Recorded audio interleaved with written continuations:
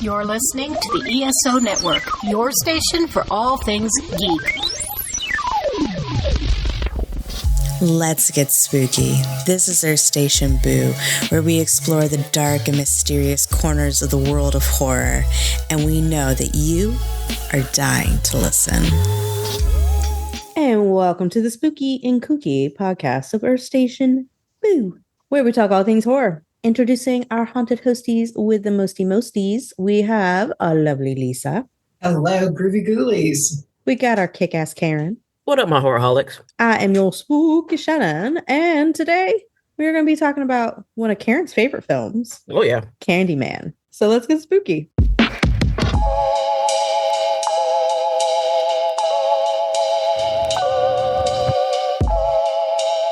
Hey Horrorholics, it's Shannon. Earth Station Boo has just launched its brand new merch store. It's time to get your hands on some killer gear. From our fun logo shirts, cozy hoodies, Let's Get Spooky stickers, and Horrorholics Anonymous totes, there's something for every one of our lovely little ghouls. We offer our spooky designs on many different types of products to fit your desires. But if you happen to see a missed opportunity, just let us know. And unlike most of Stephen King's adaptations, you know what I'm talking about, you won't be disappointed with the quality of the products. Head over to our link tree in our bio, grab your merch, show off your favorite horror podcast, and most of all, let's get spooky.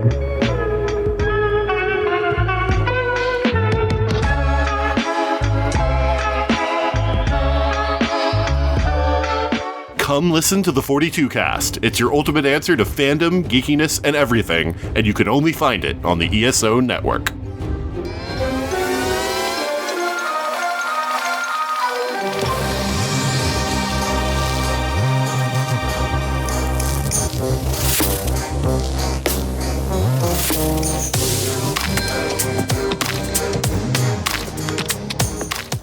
It's time to talk about Candyman. Mm-hmm. This is one of our spooky picks for October. Karen is in love with this film. It's one of those ones that, when we're not recording, gets brought up quite frequently by her. So let's dive in. Let's talk about like our initial thoughts. What was your first experience with Candyman? And Karen, you get to start us off since this is your beloved film. I mean, I don't say Bloody Mary or Candyman or any type of those things in front of a mirror anymore after watching Candyman, because this movie is a good urban legend to watch on film. But also it talks about a lot of social injustices and other things that happen in real world. But this movie, because Tony Todd is such a great actor, you can't not hate the movie, because he brings the villain to life, even though this villain is either a curse, a ghost, or something in between. Or all of the above. Or all the above. So this movie has been studied and torn apart in film classes, frame by frame, note by note. It has. And so it's just a perfect movie in my eyes. Like I said, I don't say Bloody Mary or, Candyman in the mirror, in the dark. No, sir. Hey, there's power in words. Yep. So I get it. Lisa, how about you?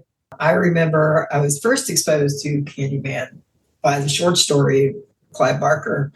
And then my dad said, hey, let's go see this movie, because I went to all these movies with him.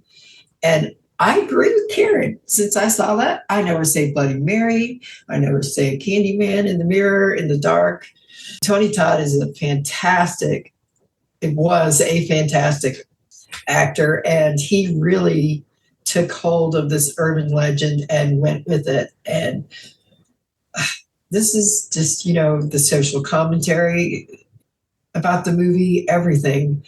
They just did the whole atmosphere of the movie. They did it justice. So yeah, it's one of my favorites too. So I think of a lot of those like urban legends and superstitions and stuff like that. There is weight behind it. And there's a reason why those things have lasted generations when it comes to like the stories being told.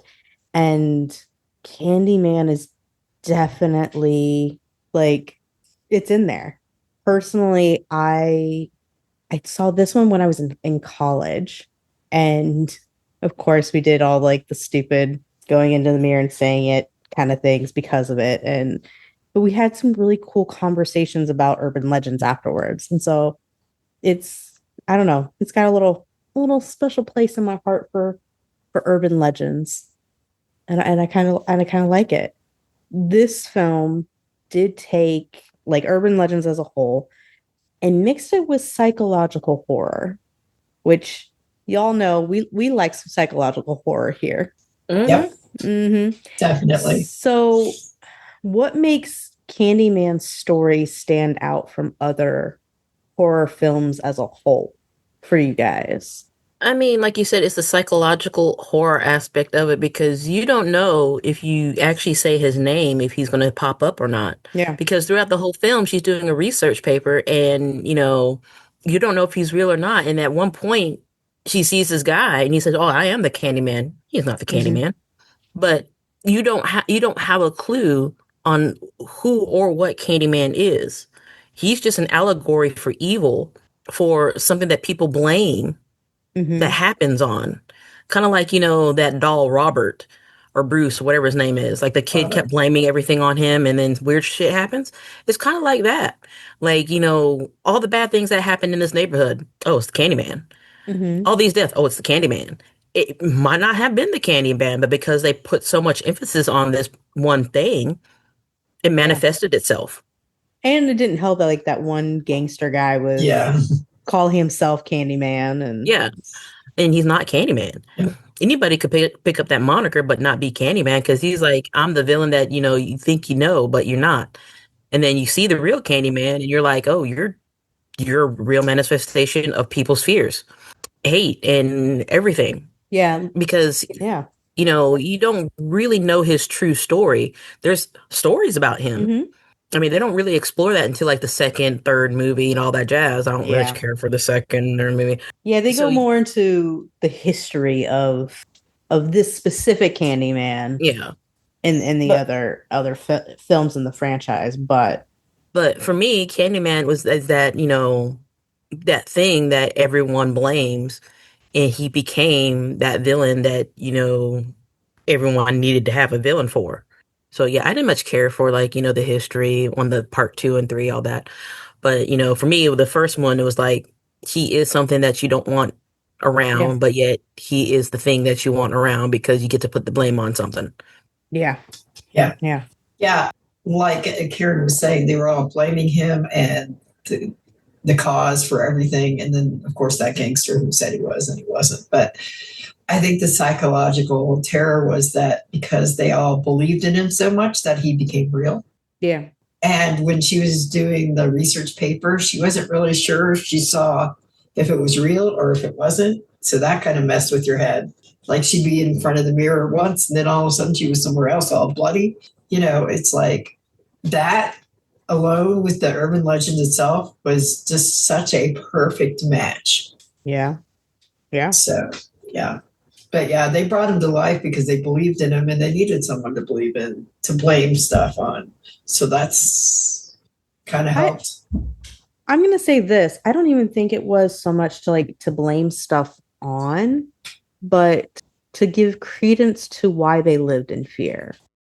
I think Candyman stands out compared to these other films because it was so rich in the urban legend that it was making it real. As you guys were saying, like a lot of people were saying, oh, it's Candyman and this is why things are so bad. It was, to me, it was more like things are bad, but he is just the Personification. Personification. Yeah. Personification. Everyone's like, personification. He was the personification of how horrible their living situation was in that community. It was, from the little boy being castrated in that one bathroom to people being killed in their own homes. There was a lot that was beyond the gangsters that still chilled those individuals to the bone. And it was this this was such a great story for urban legend and psychological horror to come together because you didn't know which end was up. We No. were, the audience was very much along with Helen on this ride of what the fuck is going on? Is he real? Is he not real? What is happening right now? Is this like a Freddy thing? Like is this like kind of like a Freddy Cougar thing? Is it not like a Freddy Cougar thing? Like it gave you a lot to sit there and go, huh? What's going on?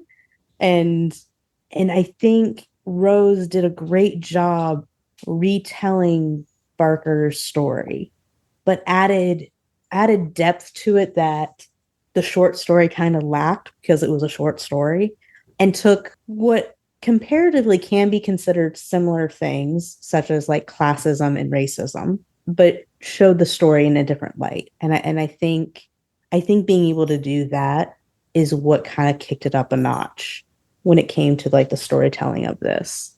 Let me go ahead and ask the question. How do you guys think Candyman uses horror to explore the themes of race, class, and fear rooted in urban life? Bernard Rose, fun fact, he actually met with the NAACP prior to production because they feared that the black slasher would be like racist. But their members like, no, I mean, yay, we have a black slasher villain. Cool.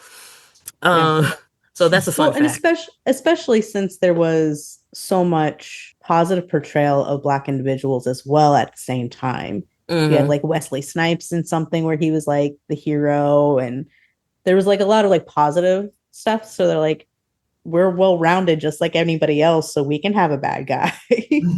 So what made this really work for the American audience is that, yeah, it had the same themes, like, the Forbidden had the same themes, is that they changed it for the race relations to make it, more relevant to American history and the audience. So if, you kept it like, it still had that whole class system, but you add a whole nother layer of race, and it makes it, more compelling in a way, because you're like, oh, we don't have to deal with this one system. We don't have to deal with this one thing. No, we have to deal with both of these things. Yeah. And, because it's kind of hard for you to do like, oh, racism is a touchy subject. It is. It really is. So Rose did a very good job of being touchy, but not going too far. Yeah. You got to see a surface level of what's happening, especially in Cabrini Green. Because Cabrini Green was a real place. Yep. Before it got tore down. So you got to see like what happens there. And another fun fact, like they actually had to talk to some of the gangsters there, the gang members, for protection and whatnot. And they actually hired some of them for extras. Fun fact. Yeah. So once you learn a little bit of history about that, you're like, oh, wow. Yeah. In order for them to film in the one building, in Cabrini Green. They had to actually came up with an agreement. So while they were going through that entire building, it was all unscripted. There was only one line that was scripted, and it was, "Hey, the 5-0 are here," and that was like the only scripted line. So everything else that happened in those scenes was unscripted, and it was all the gang members. Yeah, and then when you learn the history behind, like, oh, that's not, ooh, so you get to see the real history, the real social implications, the violence that happens in this one area. It holds. I mean, they even shot one of the trailers. Yeah, they don't even know who did it. They're like, oh shit. Somebody shot one of the trailers, and basically that was all right, it's time for us to get out of here. We've overstayed our welcome. So we're going, deuces, bye. So you actually get to know, see a little bit of what's going on in, this location, and it kind of it ripples out to not all of African American, Black America experiences like this, but you get a glimpse on at least Chicago. In one area.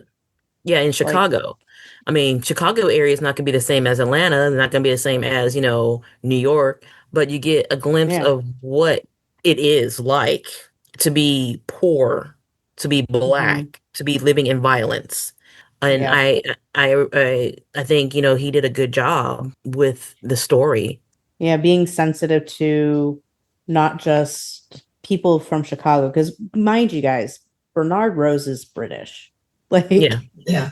he's some white dude from Britain. Like, he's not, he wasn't an American, and he wasn't of color. And so for him to have such a level of respect for that community and trying to make sure that he represented them with respect. Yeah, he was like, it was very, I don't know how to explain it, but it put you in the middle of all of that, the class, the race, everything. He was so sensitive to it. You actually felt like you were there. And I think he did a really great job. I mean, I love what he did. It still it kind of made everybody aware of what really went on, like normally in Cabrini Green. Yeah. So, yeah, I think he did a great representation of the urban legend with the class and the race and being sensitive to everything, which is hard to do, especially back in the 80s or the 90s, whenever, I can't remember when they did the movie. I mean, Candyman, like I said before, like he Bernard actually does a pretty decent job of being respectful of the community that he is representing in his film, and really supported the community in the making of the film. I like the fact, though, that Bernard did do his research, and he did look at the history of that community and made sure that what he was representing in his film was authentic and really showed the human aspect of everything that went on, even though it was through urban legend and false narratives to a certain extent, if that makes sense. Mm-hmm. So as Karen mentioned, with Rose checking in, making sure like this movie was okay to be made with Tony Todd as the character, Candyman, the film actually sparked a lot of real world conversations about representation in horror. Why do you think Candyman resonated so strongly beyond just being a scary story? Lisa, do you want to start us on that? I think it resonated because when you're in, like, there's all the urban legends, and you always hear it from your grandparents or whatever, your friends and stuff. And it felt a lot more real as a story than if not, because you hear the ghost stories and you talk about the ghost stories and the urban legends, but because the way he filmed it and everything, it resonated more because you were right there in the middle of it. Mm-hmm. And the way he filmed it, it was like you had the sensitivity and everything, and you were just there. I think it had a lot to do with the psychology of it as well. Yeah. Yeah. Karen, how about you? I think for me, it resonates very well because of the fact that it is an urban legend that Black Americans could hold on to and relate to and sometimes mimic. But it also resonates because of the conversations that it could start, between family, friends, and, just regular moviegoers. For me, like, the reason why I love, Candyman so much is because of the villain. See, Tony, like, you do have, like, Black villains, but Tony Todd's villain was different. And I think because of that difference, it made me want a more, intelligent monster. Mm-hmm. Someone that, you could be on the same level with and understand. Because in the end, we all, we all sympathize with the villain. You're kind of like, you know what? I kind of agree with you. I kind of agree with you. But like I said, it resonates with a lot of people because of the story aspect and because people can pick it apart and, examine everything and put it into perspective of time, place. Yeah. I think I'm done. I don't have anything else to say. I liked the fact that this film garnered a lot of not just like real world conversations for theoretical conversations like going forward, but how it brought up things in the moment when it was made and when it was released. like how the mayor went and stayed in that building for 3 weeks trying to solve the problem. And really Cory Booker? No, it was a chick. Shit, what was her name? Her name escapes me. I can't think of her name right now.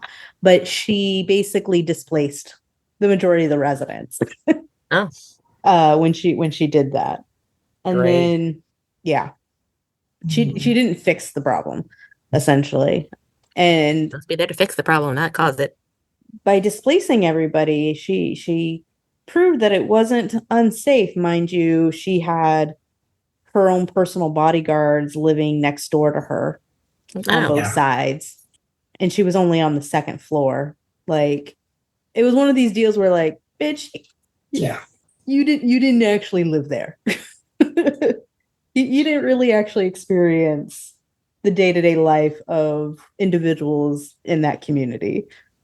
Crap, I wish I could remember what her name was. But anyways, this movie struck up multiple conversations, such as, like, why is it when a white person gets hurt, the police respond right away, but yet a Black person gets hurt and they don't do their due diligence? One of the real life stories that inspired parts of Candyman is Ruthie McCoy, who was a schizophrenic older woman who was known for breaking into people's houses if they didn't or apartments if they didn't have the door locked, and telling them, you need to lock the door, this isn't a safe community. So the police knew her and knew that she was mentally unwell, ended up being brutally murdered by people who broke in through her bathroom mere vanity.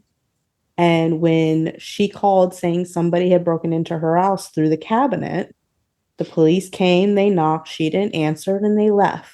When a neighbor called and said, hey, I hear some crazy things going on in Ruthie's apartment, you need to come check it out, they again came, knocked, no answer, and so they turned around and left.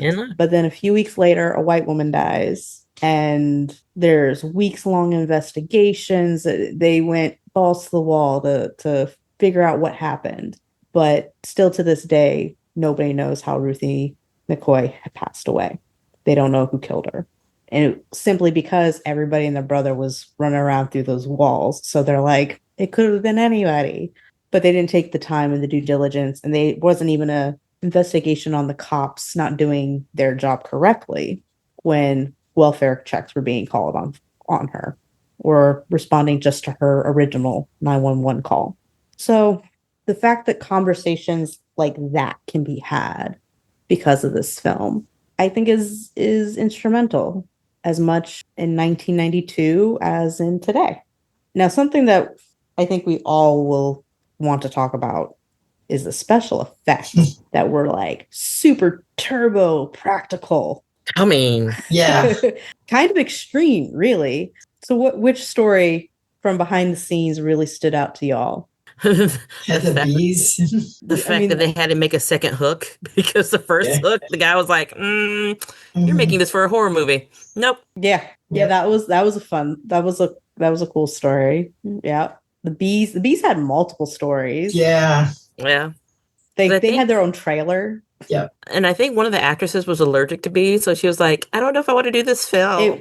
Yeah, no, actually it was Virginia Madsen. She was deathly allergic to bees. Like, she even went and got tested. They're like, yeah, if you get stung, we have to like literally rush you to the hospital.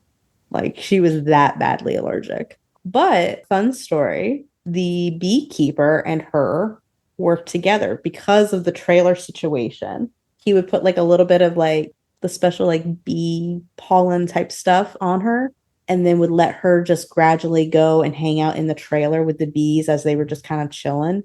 And so that way they would get used to her and she would get used to them. And so they would know like, oh, she's cool. We don't need to worry about her. And so that way she would be less likely to get stung during filming. And it's like, oh, that's kind of cool. Like, that they like were mindful of it all to kind of like go in and be that prepared. I think it was kind of cool. Tony Todd was like, hey, if I get stung by bees, I want to get $1,000 for every sting that I get. Yeah, exactly. I would too. I'd be like, listen, y'all putting a lot of bees on me now. Y'all need to pay me. This is hazardous. Or in pay. his mouth. Yeah. In his I need hazardous pay. Yep. He had like the dental block, latex dental block thing that he had that one of the bees got around. Which, don't really want to swallow a bee. Could you imagine that? Yeah, that's horrifying. Stung in the mouth. Yeah. Which thankfully he didn't get stung in the mouth, but still, like, I know. it's like we're all just doing the little like ooh shimmy. Definitely. What other like special effects things did you guys like? I have to say, it's not special effects, but I loved his costuming. Right? Yeah. I want that jacket. You would rock that jacket. I want to dress up as Candyman. You should. You should. You should. I can build you a hook.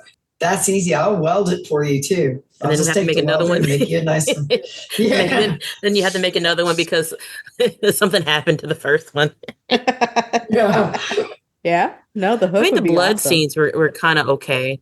Yeah, I want that jacket. I've been trying to look for that jacket. I've been looking for that jacket. I'm like, Etsy maybe? So close, Maybe. but no scar. But yeah, the practical effects were just beautiful. I even liked to the point of like how they worked with everybody on what they looked like. Like even Virginia Madsen, like they're like, you're just a regular person. And so they're like, go ahead and gain some weight. Like you don't need to be super skinny for this role. So the director would actually like come by and like bring her favorite pizza to her so that way she would eat and kind of fatten her up a little bit. But they also did very minimal makeup on her unless she was being entranced by Candyman. And then they would just add like a little bit of mascara and eyeshadow. But they're like, no, she's not going to be like full beat running around this like dilapidated building or trying to talk to these like individuals. Like she's not going to wear a full beat of makeup. So no. So I thought that was kind of cool that they paid such small attention to like even those little tiny things. And again, the bees. The bees. I actually really liked also the way that they did the bonfire. Oh yeah. Like I thought that was really, really, really cool. Like they had like just like a regular one there on site, and then they had like recreated some stuff for like the actors and stuff to like that to run through during like a studio kind of situation. So I thought that was kind of cool. And I think the burn special effect makeup that they did on Virginia was actually pretty decent.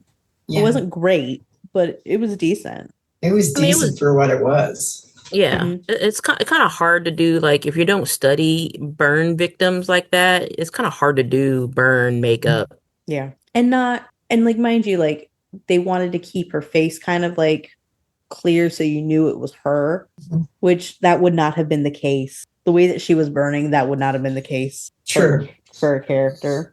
Yes, there's like all sorts of like little things where I'm like, it's not quite right, but it doesn't take away from the story. It doesn't take away from any of it. Now we're going to talk about Karen's favorite person, even from our very first episode, where she's like, I love me some Tony Todd.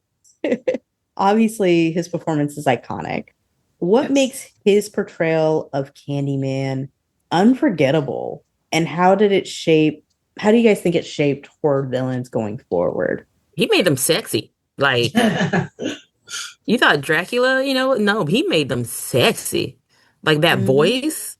Oh yeah. Be my Vic. Since like every time I hear it, since like shivers down my spine, And I don't think there could be anybody that could like replace Candyman. Like you can't. For me, like even though they did the 2021 movie, you still had the Tony Todd there. You still had his iconic voice, his iconic look. And it's just like any other, monster that comes out, it makes him sexy, because I mean, there's no other, there's no other way you can say it. Like he makes being a monster sexy. Because Which is kind of funny because both Bram Stoker's Dracula and Candyman came out the same year. So it was kind of like Battle of the Sexiness.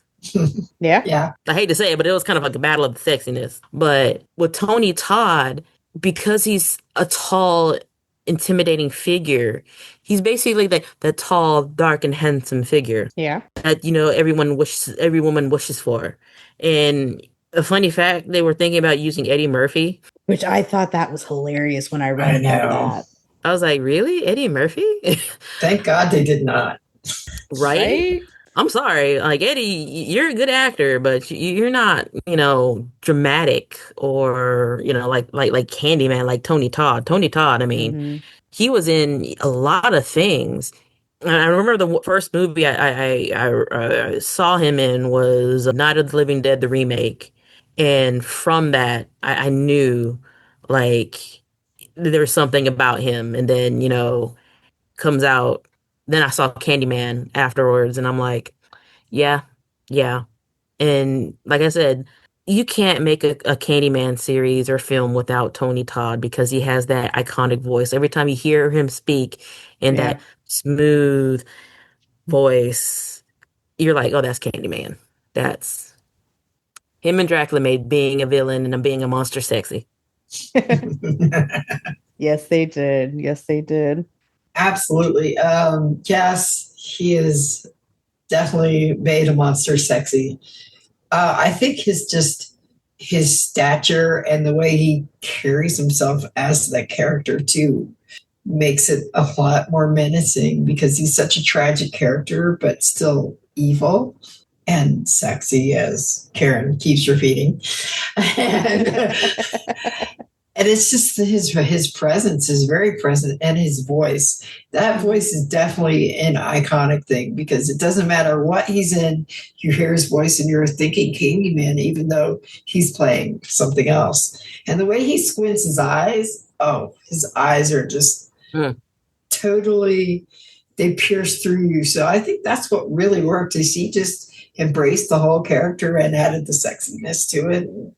Just you get entranced by him and you're his victim and you can't stop.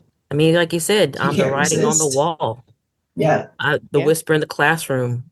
Mm-hmm. It's intoxicating. Yeah. Really, it It is. is. It is. I mean, he's like, okay, I'm going to be the bad guy. Bet. Check it. I'm going to be Yes. so good. I'm going to haunt your dreams no matter what. Like, he did it. He really took this role and just made it amazing. Like, he's like, he embodied the Candyman. He was that guy who like you wanted just to swoon and like, be entranced by him, like all of his victims. But then at the same time, he sent a chill through you. Like in that first scene where you see him in like the mirror reflected behind the one chick, like that's haunting. That's scary. Or like being on the other end of a parking garage, the way that he was, like Standing there. just standing there menacingly. Sorry, I had to do that. But he did it. Like he's like, oh, I gotta do this. Bet, check it. Came in and he did it, and it was perfect. Absolutely perfect. He was scary but alluring, and he brought the Candyman urban legend to life. And the fact that, they Tony Todd and I think her name is Virginia Madsen, Madsen, like yeah. they took ballroom dancing together to create that fencing. connection.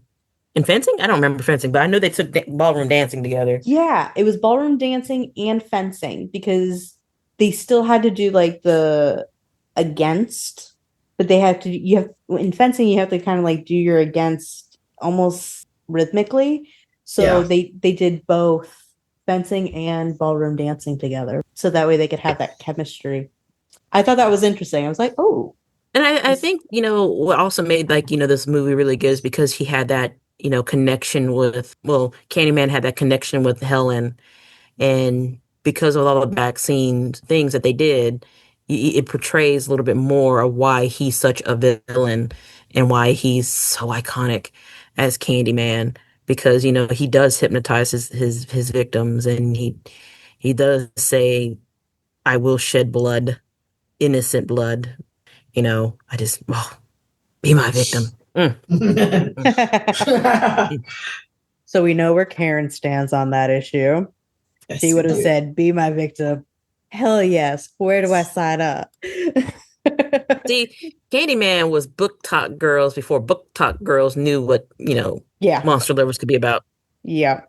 Okay, so to kind of like bounce off of that, how do you guys feel about the fact that at the very end of this film, Helen becomes the new urban legend? I mean, it's a good contrast because, in a way she lives on just like Candyman. Because he said, it was always you, Helen. It was always you. Yeah. And she became his victim, and also she became, his story, part of his story. So her husband, whatever his name, her husband, boyfriend, he got his comeuppance. He really did. Yep. He deserved did. it. Oh yeah, he did. And the What fact a that, dick. yeah, and the fact that she came back to do her vengeance, that was amazing because, Mhm. he says Candyman's name, but it wasn't Candyman that came, it was her. Yeah. Because he came, she's basically immortal, just like, Mhm. Candyman is. Yep. Honestly, like the second that she came back and got him, I was like, yes, girl, Yeah. yes. Get him, sick him. Because I mean, what a piece of shit he was. Like, yeah. not only was he not there for her when she got arrested the first time, because he was probably out stooping that Student, whatever. student of his, Yep. which don't shit where you eat. Like, I don't understand people who do that. I'm like, it's your student. Why? Ugh, I hate it. But like, not only did he do that, but like the second she was in the mental institute, he was like, "Peace out, Cub Scout. I'm bringing in my mistress, Right? my Yeah, little I fair know, bunny," right? and just like he was just so ready. I'm like, you piece of shit. I was wanting Candyman to get him, like get him for Hetland, and be like I took care of him. We can be together now. Like you don't have to worry about this guy. And then like, but she got him at the end. So I was like, yes, yes. Get that Absolutely. cheating asshole. Exactly. And then his little, side piece gets blamed for it because she has a Uh-huh. knife in her hand Yeah. and it's bloody. Exactly. Yep. Yep. Exactly. Exactly. Alrighty. What scene or scenes slash moments still terrify you the most, though? And which ones do you think were or feel the most emotionally powerful? Lisa, do you want to start us? Yeah, well, I'll tell you the mirror scene generally is what still terrifies me to this day. Mm-hmm. I mean, just reflections in general and knowing history and the urban legends and all the stuff when we were kids and stuff just still makes you, it gives me chills a little bit. Yeah.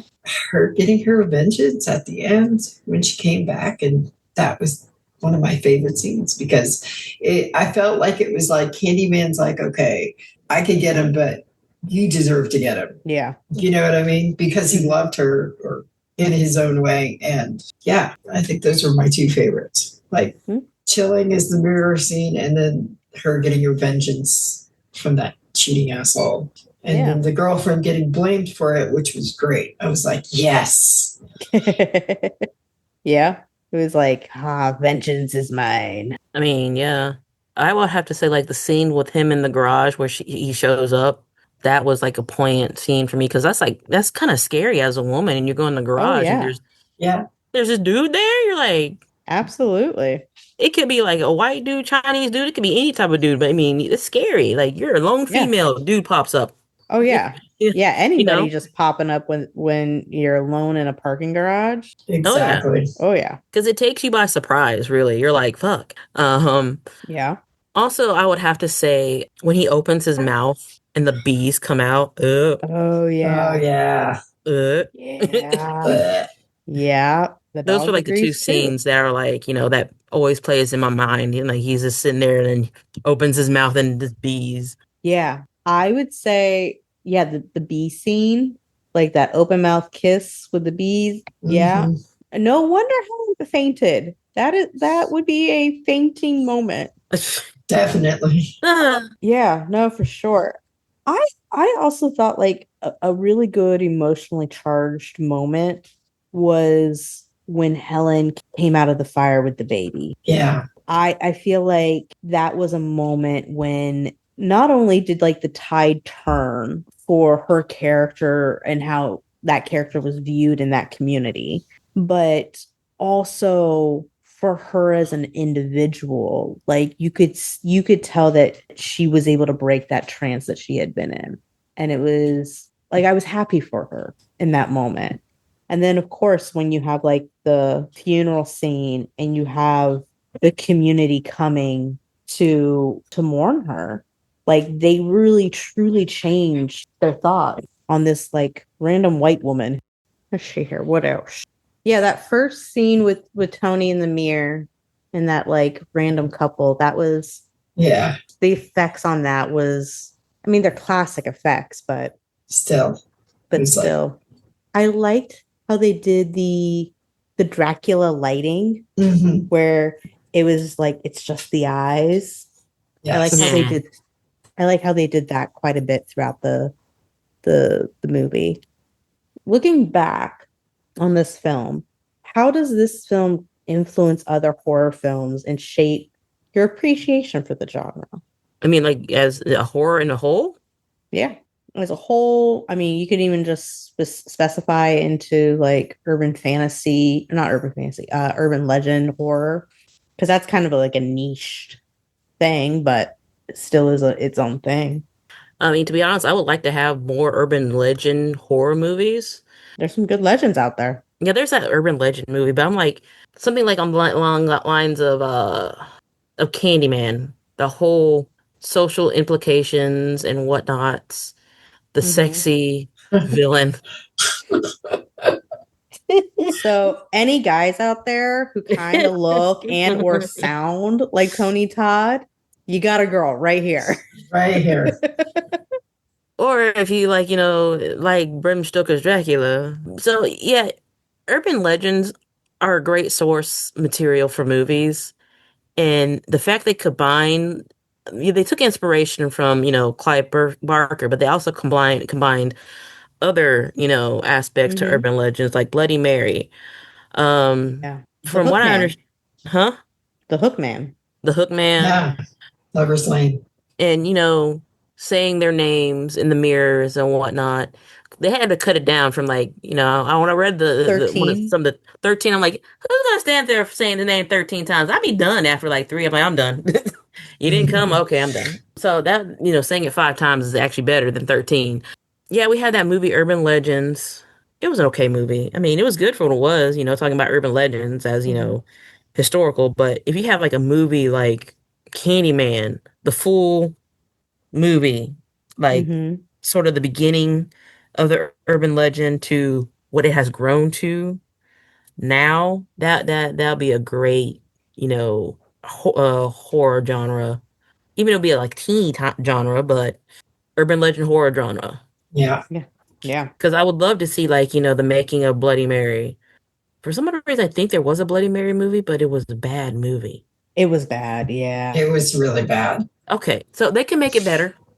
I mean, that's one of the movies that you probably want a remake of. Yeah. Yeah. I And follow mean, the Candyman yeah. formula. Yeah. I think it would be, I agree with Karen. It would be really good if we could use this formula to have more urban legend type of horror movies.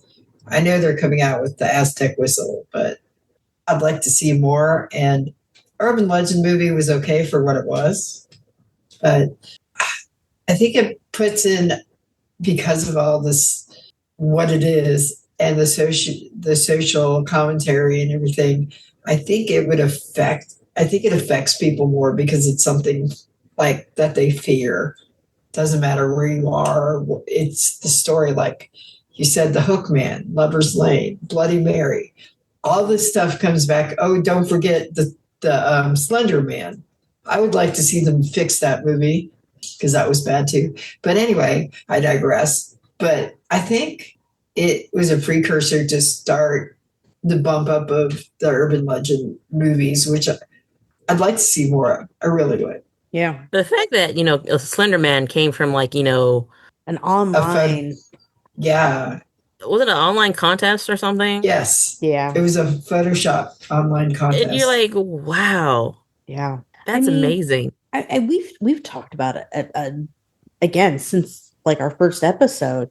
We love urban legend. We love folklore. We love mythology.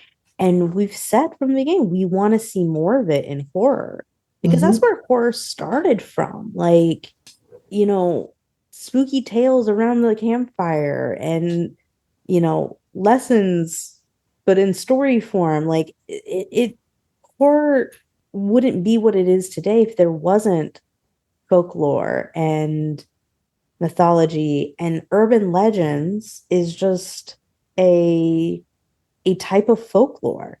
Like it's just a modernized version of it. So like I would love to see definitely more Candyman-esque urban legend films. I like how when you see it, it does make you want to see more like it. And I think that shows just how great of a storytelling it is. Because even though it does touch on some pretty harsh topics and pretty scary, like real life things, it still brings this almost like supernatural-esque deal to it all and makes you want to dive in. We've kind of talked about some of the fun facts already. I know Virginia Madsen has done a number of interviews where she's told stories upon stories about working on this project, like how she was hypnotized and all sorts of other things. What are some other like fun facts about the cast and crew that just adds layers to this movie for you? The fact that they had to rub like the queen scent all over Tony to keep all the bees in. Yeah. Yeah. I was like, oh, that's amazing. Yeah. It worked. Yeah. Yeah, it did. The little kid, they called him One Take Jack. Yeah. Because he would do everything in one take, like perfectly. And I'm like, that's the making of a actor right there. Mm-hmm. He did phenomenal. He also stole Virginia's trailer. He came to visit her one day and is like, hey, how come I don't have a trailer? And she's like, well, if you work hard enough, one day, you'll get to the point where you can have your own trailer.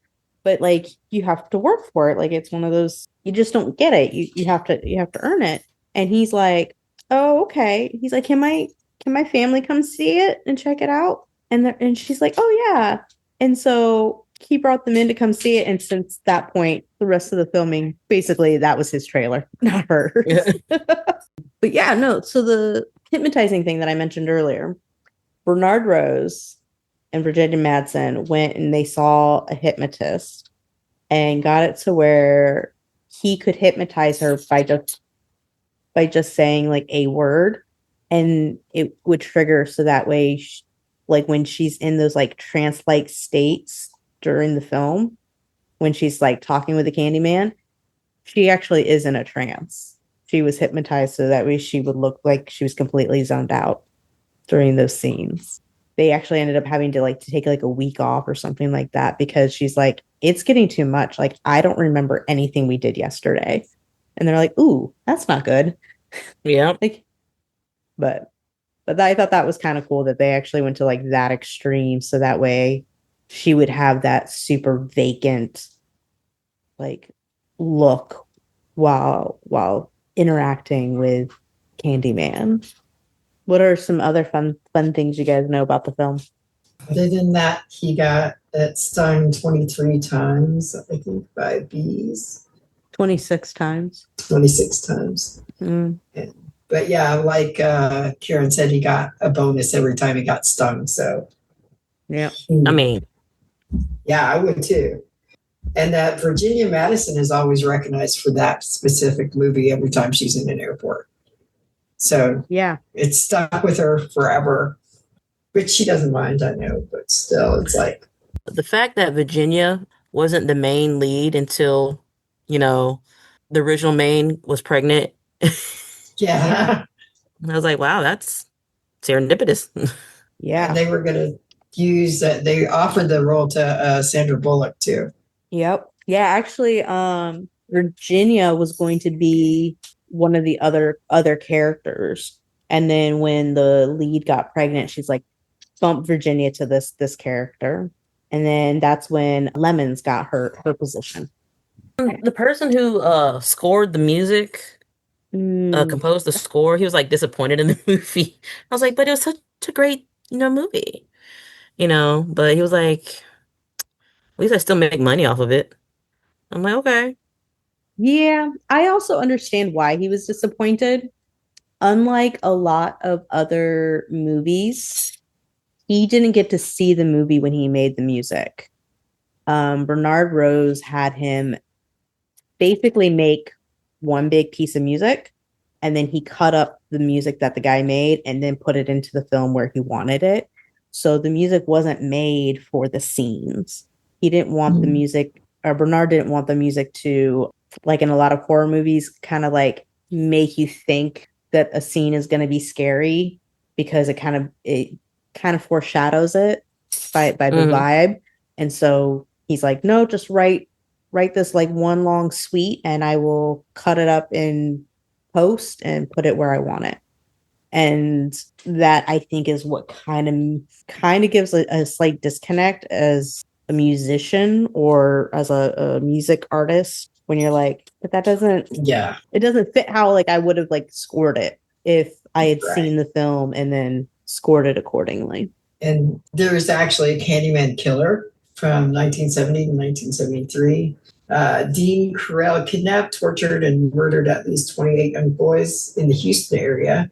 And the reason he got the name is his family owned a candy factory. So he was called the Candyman. Yeah. So yay for that, not. Yeah, there was a lot of real things that they used as inspiration for other aspects of this story being told, to kind of fill in the blanks that Clive Barker had in his original story. You do. When we were talking about how, some critics are like, they don't really perceive horror as good movies. Mm-hmm. Roger Ebert was like, this one scared me with ideas instead of scaring me with gore.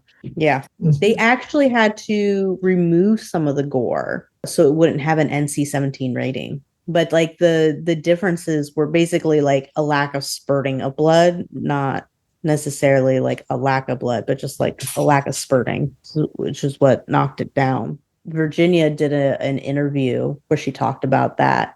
And she's like, Bernard actually really liked it when he's like, there needs to be more blood. And so he would take like a squirt bottle and just like go crazy. She's like, he was very zealous about it. Which I'm like, yeah. Some of those bloody scenes it's like, dear Lord.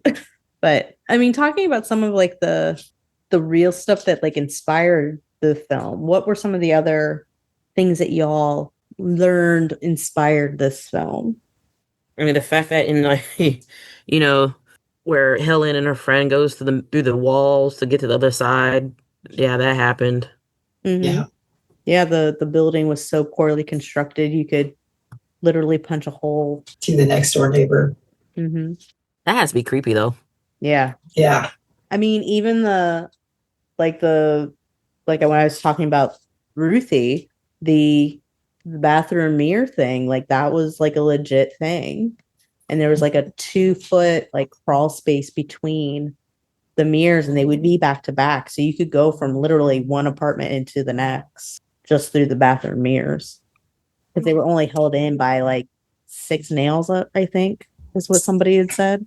Something like that. Yeah, that would just give me the creeps though, because knowing that you're going to go in your medicine cabinet, and then you're there's this face coming in to get you. I mean, that's just horrifying to think about. Coming to get you, Baba. The lack of privacy probably drove everybody up the wall too. Oh, yeah. Yeah, definitely. Well, with that, I think we can go ahead and wrap up this episode. So we'll do our final thoughts and skull ratings. So here we do skull ratings. We do 1 through 5. 1 because they tried. And then 5 because this is a masterpiece. So where do you guys sit on this? And do you like or dislike this film? We know where Karen stands on this. And how has it impacted your view of urban legend-based horror? Lisa, do you want to start us off? Sure. Okay. First of all, I'm going to give this a 5 because I saw it in the movie theaters. I loved it. It gave me a great view. I like the view on urban legends because it makes me want more of them. Mm-hmm. And the acting was great. The gore was great. Everything was great. And it was a good story, psychologically messed with your head, and then you had the element of supernatural and tragic villain, which I actually liked all of that together. So, yeah, we need more urban legend movies that are good. Yeah. Like this. Yeah. Karen? Oh, this is a 5 for me. Like, there's a lot I expected nothing less. There's a lot of good scenes in the movie, great quotes, the psychological horror of trying to figure out if Candyman is real or not. Even one of the shots that was, revolutionary was the sky shot. Mm-hmm. Where you're looking down. Yeah, this urban legend is wonderful, and I want more.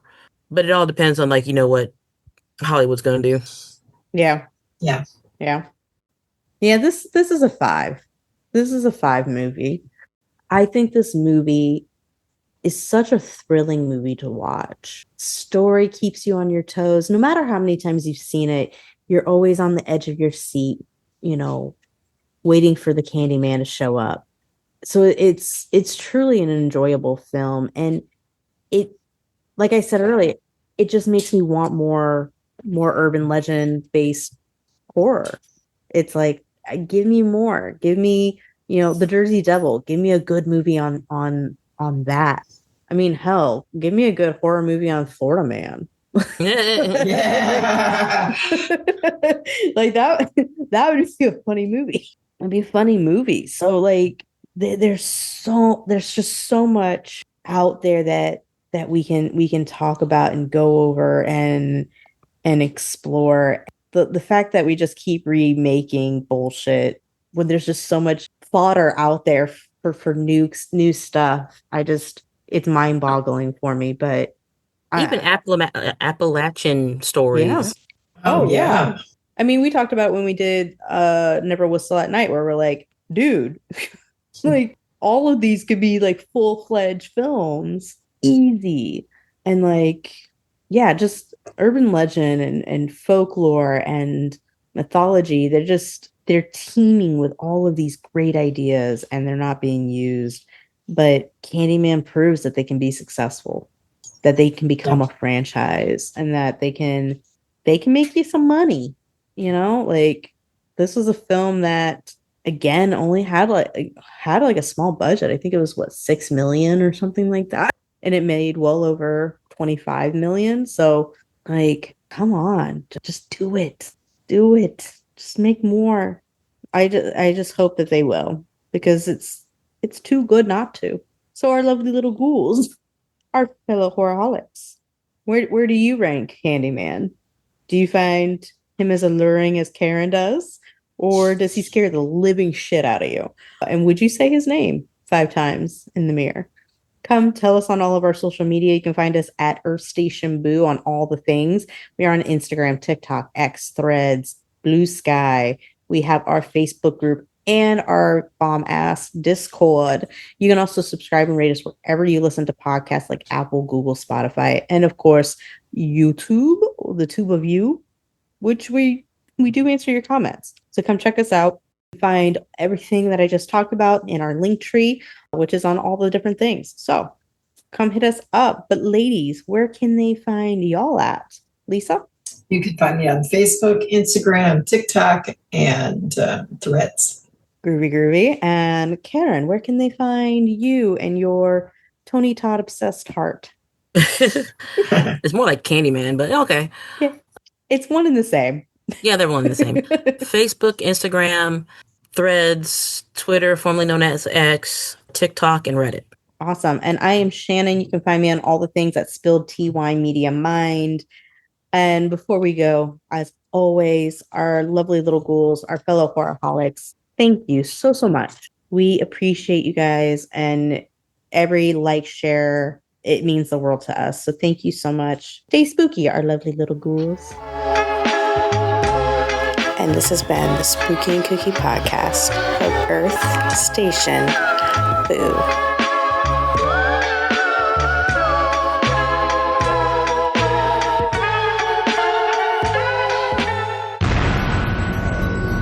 This has been a broadcast of the ESO Network.